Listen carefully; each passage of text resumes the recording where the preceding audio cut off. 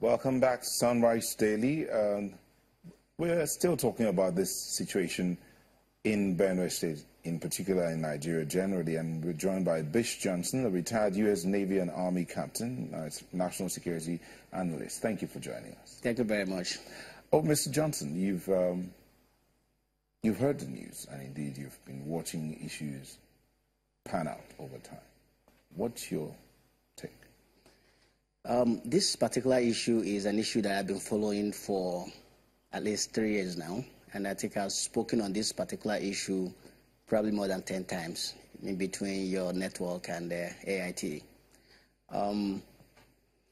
This problem is a national problem, and it requires a national solution.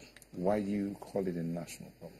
Because you have a set of farmers that migrate from one state to the other, so they cross state boundaries. So anytime you have a particular issue that moves from state to state, it is no longer a state issue, it is a national issue. So the solution will lie at the national level. And besides, the state, the way we are structured in Nigeria, the states don't have the capacity to deal with these kind of problems. You know, I don't care what kind of legislations that states are able to churn out. Yeah, because I was going to ask you, the different states have come up with different legislations to help to curb the violence between the various farmers. They cannot curb that problem because they don't have the capacity to enforce those legislations that they are bringing out. And I have always said this, you know, we have this, Nigerians have this idea that their governors are the chief security officer of their own states. They are not. There's only one chief security officer in Nigeria, and that is the President and Commander-in-Chief of the Armed Forces of the Federal Republic of Nigeria. Because all the security apparatus in every state report directly to Abuja. They don't take orders from the governor. The only thing the governor can do is to make a recommendation to them, which they are not bound to accept. So if you have a situation where the recommendation of the governor is in conflict with that of the president, they will take orders from the president. What are you implying by that statement? What I'm implying is that the security apparatus don't report to the governor. And the governor, no matter what law that he churns out from his state assembly, is not enforceable unless that law, the federal government agrees with it. So the situation we're in now, I mean, about 30 people have been killed in Benue, that's in the last few days. How do we go about solving it? The federal government. How? The solution lies in our federal government. This is a very, very complicated problem, but we are trying to apply a very simplified solution to it. You know, we have to look at our laws. We have to be able to agree to expend some resources to solve this problem. I just listened to, and there's a lot of sentiments and politics, you know, being thrown around. I just listened to the person who was speaking, who said that there are people that own private airline companies that the federal government did not fund them. Look, this is a different situation. I have never seen any country in the world where the federal government of that country hands off agriculture. If you hands off agriculture, because food is a part of national security, if you hands off food, first of all, the cost of food is going to skyrocket. Second of all, you have disadvantage of farmers from day one. They will not be able to compete abroad because the other countries are subsidizing the cost of production for their own farmers. So our federal government has to, as a matter of national security, subsidize agricultural produce. Not just only, and we have to recognize that even these livestock owners, they're farmers. We tend to see farming as only crop. Animal husbandry is a part of farming. So whatever policy that we are, because fertilizers are subsidized for crop farmers, there are a lot of other things. If you look at rice, there's been a lot of incentive going into rice. These are private businesses.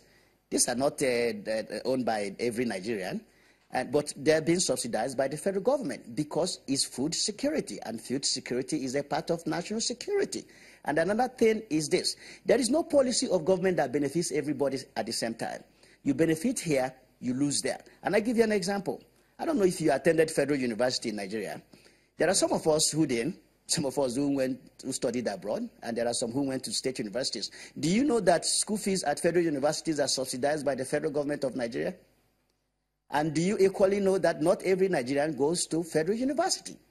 But you cannot say because you don't go to federal university, therefore the federal government should not subsidize the cost of education at federal universities. Because you as a person, you have a choice to go to that same university and use the same subsidized school fees. Just like I'm an Igbo man, I'm from Imo State. There is no law in Nigeria that says that I cannot own cattle. I can own cattle. I'm a Nigerian.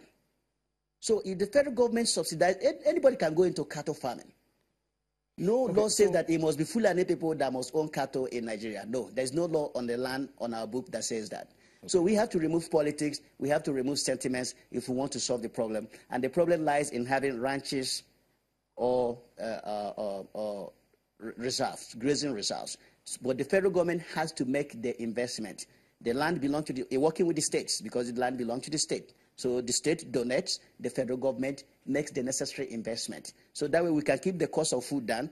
If you allow a cattle herder to just buy the ranch and do everything by himself, this cattle that we buy today at 100,000 naira will be 1 million naira.